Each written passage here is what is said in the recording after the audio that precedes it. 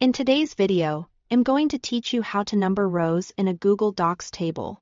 If you've ever tried to keep track of rows manually, you know it can get messy fast, especially when you add or remove rows.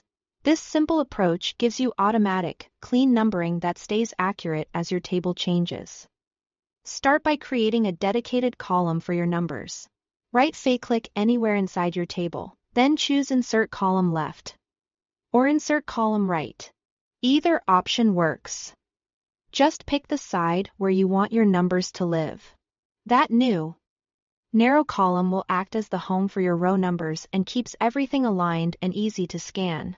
If your table already has a header row, plan to leave the header's number cell blank, so the list starts on the first data row. Next, select the cells in this new column that you actually want numbered. Click the first cell you want to start with. Then drag down to the last cell you want to include.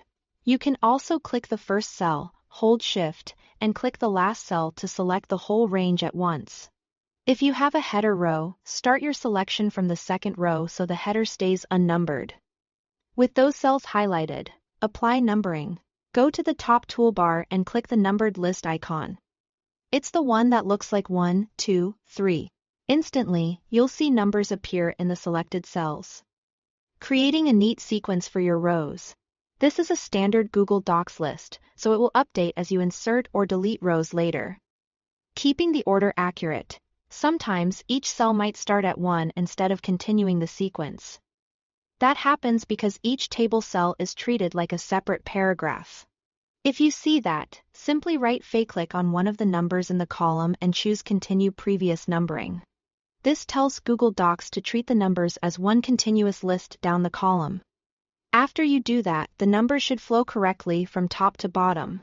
A couple of quick pointers to keep things smooth: make sure you only select the cells where you want numbers. Including extra cells can create gaps or restart points. And remember, because this is a live numbered list, so the sequence always stays current. That's it. Insert a numbers column. Select the cells, apply a numbered list, and, if needed, continue the numbering so it runs in order. Thanks for watching.